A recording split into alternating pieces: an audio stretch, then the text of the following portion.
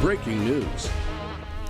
Well, we want to get back out to that breaking news that we've been following from our newsroom of a plane flying from Wichita. We know that it has crashed into a helicopter in Washington, D.C.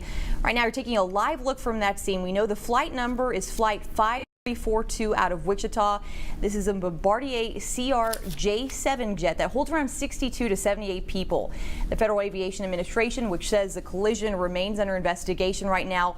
There's no immediate word on any casualties, but we know that takeoffs and landings from the airport near Washington have been halted at this time. And right now, Michael Schwenke joining me now with more information about this. Yeah, Rachel, watching all news sources, of course, a lot of reporting out of the D.C. area, and we're hearing from people out there as well, saying that the full-scale search and rescue operation is underway.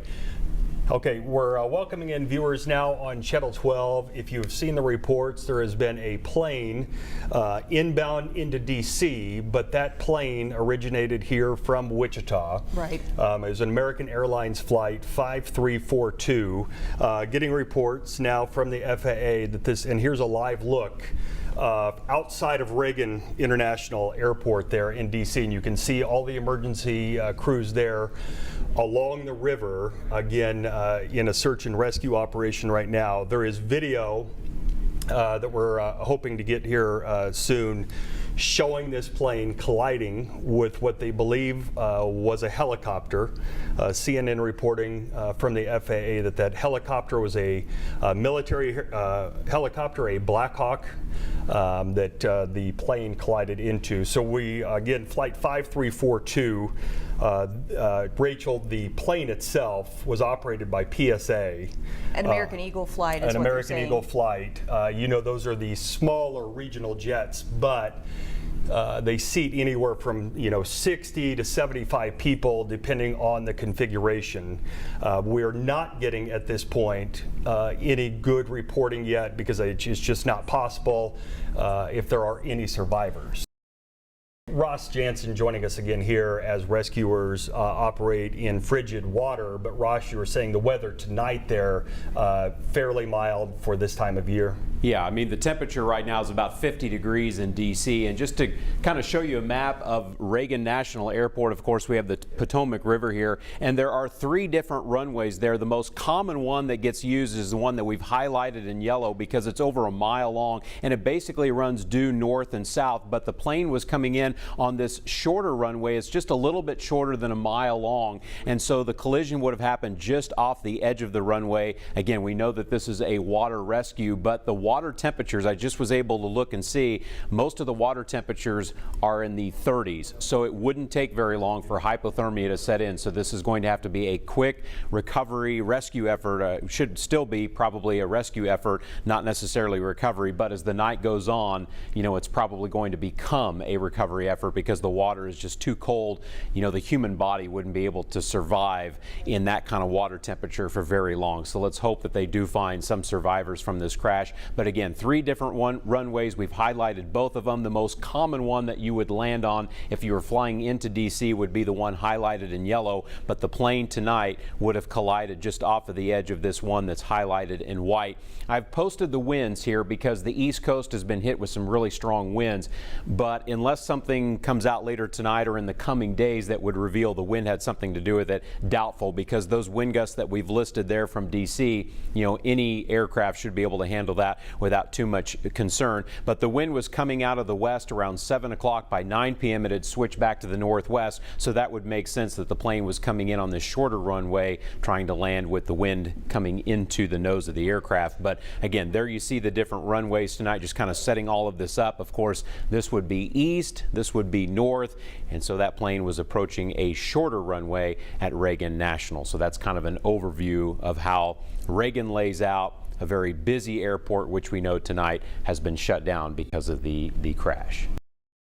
On the right side of your screen there, what you're watching there are local reporters and crews there getting everything set up for that news conference that we hope to have multi-agencies there that we're able to get some information from them. Hopefully we get some sort of answers. And you had mentioned Wichita Mayor Lilywood. We also heard from Jesse Romo with the Eisenhower National Airport. As we've mentioned before, They were saying do not show up to the airport, but they do have an incident family support team.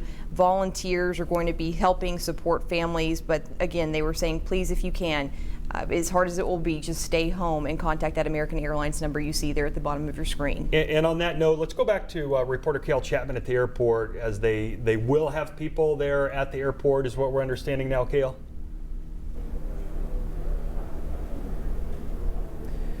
Mike, Rachel, I spoke with Councilmember J.V. Johnston, who was with the incident support team here at the airport. The entire city council has been here tonight. Wichita Police has also been here to help staff on scene. This is what Councilmember Johnston had to say.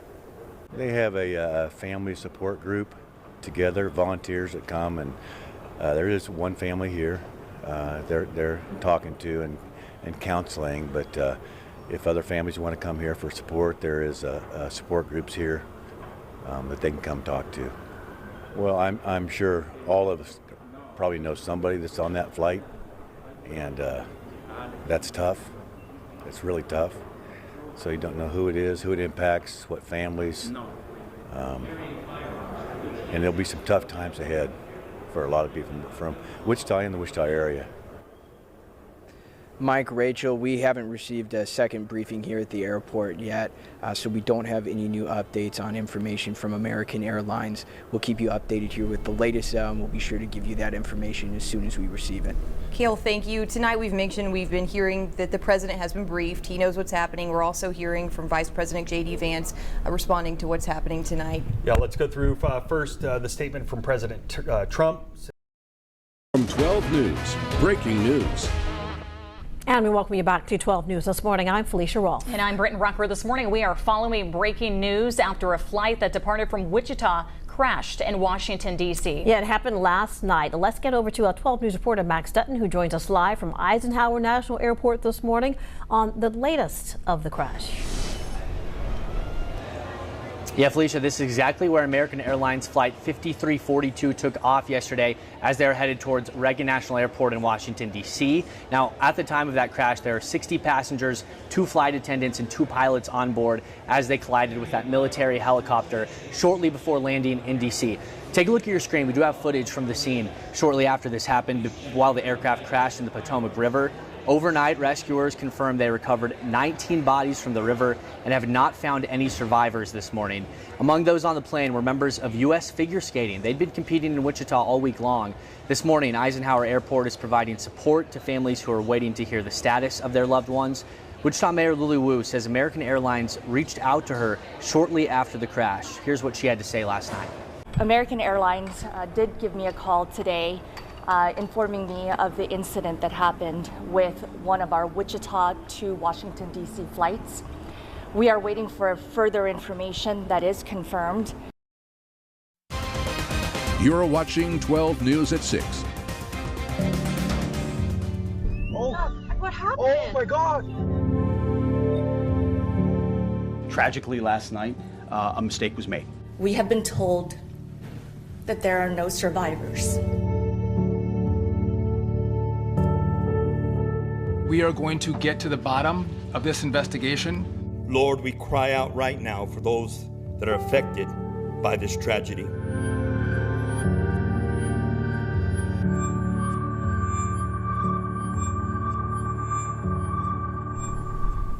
Welcome in. We begin with a live look at the Potomac River, where that American Airlines plane that left Wichita crashed into an Army helicopter last night.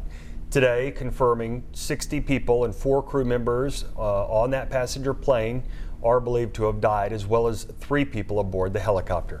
We do have Team 12 coverage tonight as we continue to learn more and get reaction from the community. But we first want to head over to Jacob Albrock, who will break down what we know so far. Jacob. Rachel, Mike, that midair collision between the Army helicopter and American Airlines Flight 5342 is the country's worst aviation disaster in a generation. We've learned that dive teams have ceased operations because they've recovered all the bodies they're able to without moving that fuselage. At least 40 bodies have been recovered so far, including at least 1 soldier from the Army helicopter. But an FAA report obtained by the Associated Press says the staffing was, quote, not normal, and that 1 air traffic controller was working 2 positions at the time. The NTSB is leading the investigation into how the collision occurred. They spoke this afternoon and say their goal is to publish a preliminary report about the crash within 30 days. We are all here because this is an all-hands on deck event. And we're here to assure the American people that we are going to leave no stone unturned in this investigation. We are going to conduct a thorough investigation of this entire tragedy, looking at the facts. She says a final report will be issued once all the fact-finding and investigating is finished, and she did not indicate exactly when that might happen, but again, hoping within 30 days. Mike. Jacob, thank you. There is an outpouring of support from Wichitans today as the community gathers to remember those lives lost in Flight 5342. Today, a prayer vigil was held at Wichita City Hall. That's where we find 12 News reporter Brock Wilson, who was at the vigil. Brock, what was the scene like there today? Rachel, Mike, the only word I can think of to use to describe the mood today was somber. By my count, more than 100, maybe closer to 200 people packing inside the Wichita City Council chambers to say a prayer for the families that lost loved ones in the Flight 5342 crash. Our Father, which are in heaven. It's overwhelming. I mean, obviously shock. The Wichita community beginning the healing process. Lord Jesus, we pray over the lives that are impacted by this collision that took place at the Reagan Airport. Holding a prayer vigil to support the families of those lost during Wednesday's plane crash. I just felt the call to come out and be a part of our community and be in prayer for the people affected by the tragedy. And some joining from the faith community. Amen. Amen. Others because they attended the U.S. Figure Skating Championships in Wichita. Just really enjoyed that and had such profound respect for the individuals. They gave their hearts out on the rink, and then to hear this tragedy, it came home. Everyone I spoke with saying it's hard to process what happened. I mean, obviously shock at the tragedy. I've just had such sympathy and empathy for the families, and then I say that and I can't even begin to know what that must be like. One day, your child, your husband, your wife, your family is getting on a plane and the next they don't arrive. But they also feel an overwhelming amount of hope, seeing the outpouring of support from the community. Incredibly encouraging. Yeah, it's so encouraging to see so many faith leaders come out and leaders, praying for people that are affected by this. It's incredibly encouraging.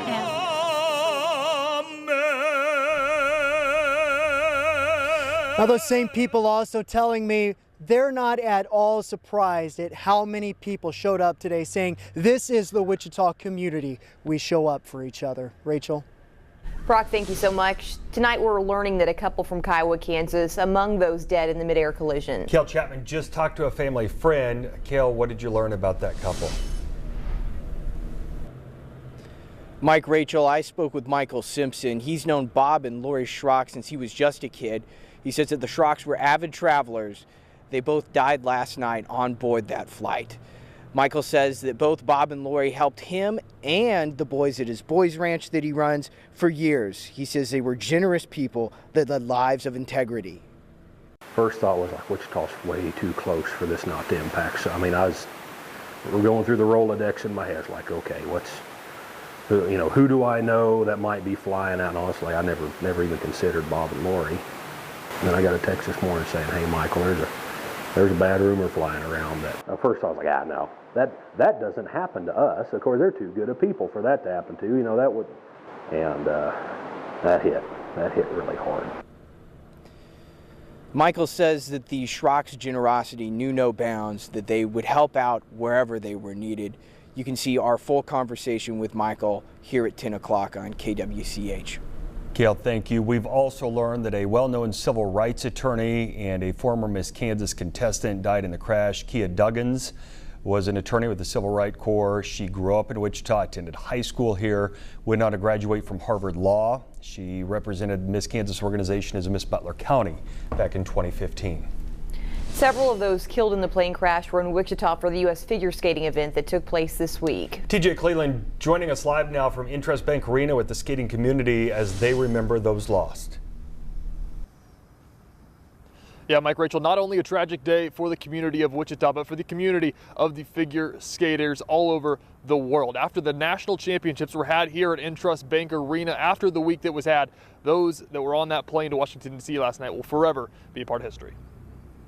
To go from the extreme emotion of pure joy from having hosted to such a tragic loss, it's really hard to wrap your head around right now. Those emotions portraying a roller coaster of emotions for the city of Wichita and the figure skating world. A total of 17 figure skaters, family members, and coaches, including 2 former Olympians on Flight 5342 Wednesday night, leaving their communities mourning, such as the Skating Club of Boston. They're really making a commitment, and their parents are too, because these are young kids. 2 of the kids we lost were 13 and 16, and their moms were traveling with them, very committed. So the loss is felt by everyone here at the club. Now, as community members nationwide mourn, they know January 29th will be a day remembered in Wichita history. That impact is being felt far and wide throughout the community for those that lost loved ones here in Wichita and the region, and those that were involved in U.S. figure skating. Again, it's a tough day for Wichita. Those athletes that went down on the flight last night in Washington, D.C. were affiliated with the national developmental team that were here for the U.S. championships and are considered the future of U.S. figure skating. Mike. TJ, thank you. Our thoughts are with them. In response to the tragedy of Flight 5342, the Wichita Foundation launching the ICT Together Fund. This will provide aid to impacted families and local efforts to donate. You can visit the website. They're listed on your screen. We've made it easy for you. We've set up a link at kwch.com and on the 12 News app as well. And recovery efforts on the Potomac River here tonight. As that happens, investigators now try to piece together what caused this. How did it happen? The National Transportation Safety Board leading that investigation. Today, an internal preliminary FAA report that staffing at Reagan National Control Tower was not normal for the time of day and volume of traffic when that collision happened. Sean Logging talking with aviation attorneys and a pilot who regularly flies at Reagan National Airport. Sean, what are you learning about the airspace of DCA and what comes next? Like Rachel, those I spoke with today caution against jumping to any conclusions about what caused the mid-air collision. They all say that will come in the days, months, and even years to come. The NTSB and U.S. Army are investigating the details of what happened. A tragedy, leaving many questions. Thousands or millions of layers of safety, and if you think of it like Swiss cheese, but every once in a great while, unfortunately, something lines up with all of those holes line up. Ryan lives in Wichita and is a pilot for a regional airline not affiliated with the operator of Flight 5342. He regularly flies in and out of Reagan National Airport, where Flight 5342 was making its final approach, and describes the airspace as very congested, with planes and helicopters constantly moving through. There is nothing inherently unsafe about the airport, I would say. However, there is just obviously always going to be some level of risk with this much traffic. Ryan says air traffic control audio indicated there was a conflict alert, and the helicopter responded to air traffic control that it saw the plane. Was the helicopter pilot looking at the correct traffic out his window there? And again, it's a difficult spot to be in because this CRJ would very likely be unable to see this helicopter from their angle. They, on final approach, the CRJ has a relatively high pitch. Confusion at night when pilots say they see something, and it's usually prompted by just the fact that you've got this sea of lights out there. Mike Slack is an aviation attorney and pilot who has flown into Reagan National. He says part of the investigation is could the pilots hear each other, as military and civilian aircraft often operate on different frequencies. And as a pilot, I can tell you that I've had many experiences over the years where I did not hear a response by the military aircraft to the tower controller. The Black Hawk helicopter was also said to be on a training flight. Another aviation attorney tells me this is a common term used. Certain procedures and things that they wanted to cover so that they could, really maximize the flight to the best interests of the pilots and the crew. And that's why they call it a training flight. So it doesn't really speak to anything else. It doesn't speak to the experience of the pilots. Ryan also talked to me about the collision avoidance system. There's one in air traffic control that Ryan says in the radio recording you can hear that alert going off. And then he says that commercial planes also have those systems, but below a certain altitude, like the plane on a final descent, it's deactivated as that would throw up many false alarms. All right, thanks, Sean. In times of tragedy, many people often don't know how to cope. Still to come, mental health experts weigh in, touching on how important it is to seek help during these moments. And we also heard from our local and state leaders at an afternoon press conference their remarks about Flight 5342. And there's not a lot of rain out there tonight, but just to the east of Wichita over into Greenwood, Elk, and Chautauqua counties, we do find some steadier showers now. It's mostly moving to the north. There'll be one final round of rain coming later tonight, and then we're gearing up for a warmer stretch into the weekend. A complete look at your forecast still to come. On behalf of our whole graduating class, I wanted to say that we loved him. We're so proud of him. We're going to miss him so much. And the town of Richmond Hill, this whole area, and just the world at large is a better place for having had him in it. A high school classmate of co-pilot Sam Lilly remembering his friend. Sam was one of the 64 people on that plane flying from Wichita to D.C. More coverage of the crash of Flight 5342 after the break. Both the helicopter and the plane crashed in the river. At this point, we don't believe there are any survivors.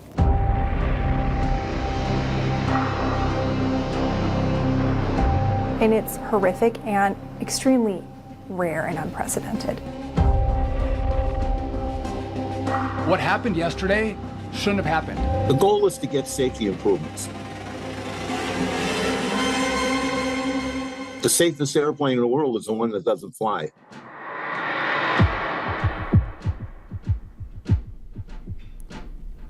Tonight marks 6 weeks since the tragedy involving Flight 5342. January 29th, 67 lives were lost when the plane departing from Wichita collided midair with an Army Black Hawk helicopter just seconds before it was scheduled to land at Reagan National Airport in Washington, D.C. This week, the NTSB releasing their preliminary report into their investigation. In that report, they call for action from the FAA to limit helicopter traffic around that airport. Over the next 30 minutes, our investigative team digs into those findings, what recommendations are being made, and what's next to make sure a tragedy like this never happens again. We start with reporter Sean Logging breaking down what the NTSB calls serious safety concerns at Reagan Airport.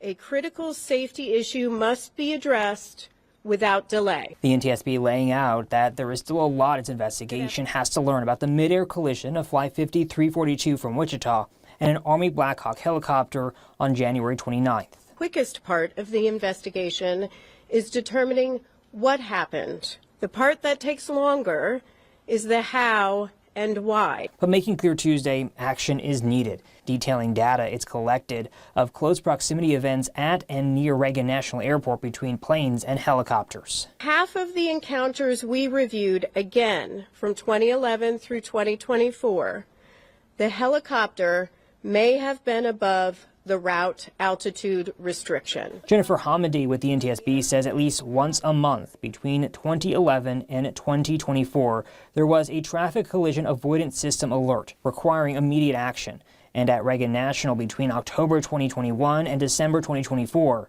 there were 15,214 occurrences or close proximity events between commercial airplanes and helicopters, with a risk of future collisions. An intolerable risk to aviation safety. The NTSB urgently recommends an end to a helicopter route east of Reagan National. It shouldn't take a tragedy like this to occur.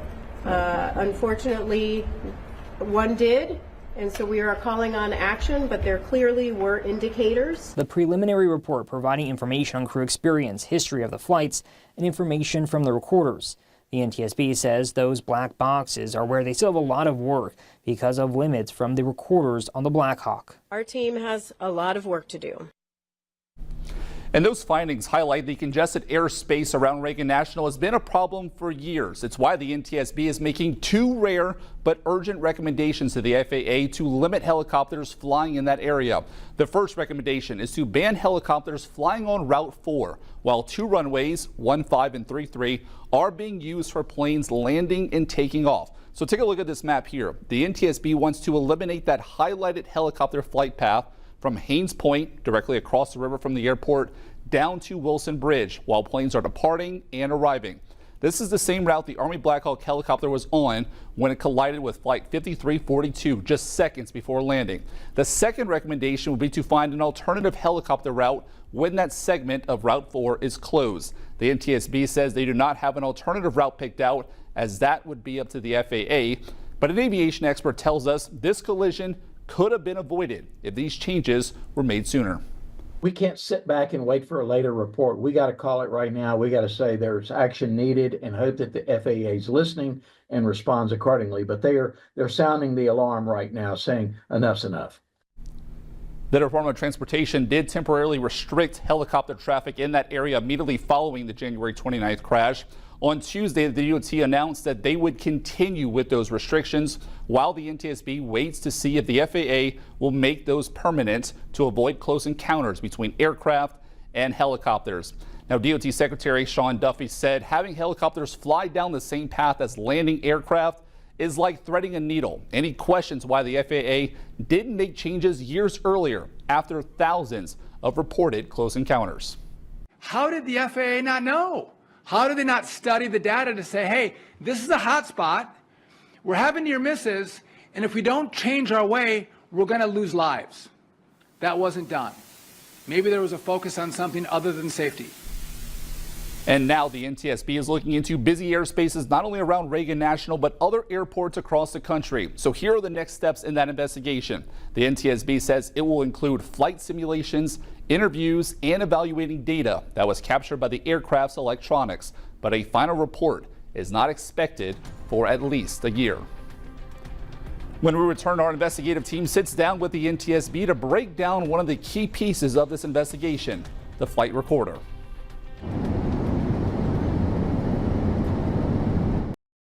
Interview with the mother of Kia Duggins. Kia was among the 67 people killed in the January midair collision over the Potomac River. Dylan Domingue sat down with Gwen Duggins, who believes her daughter would still be alive if flight safety risks were not ignored for years.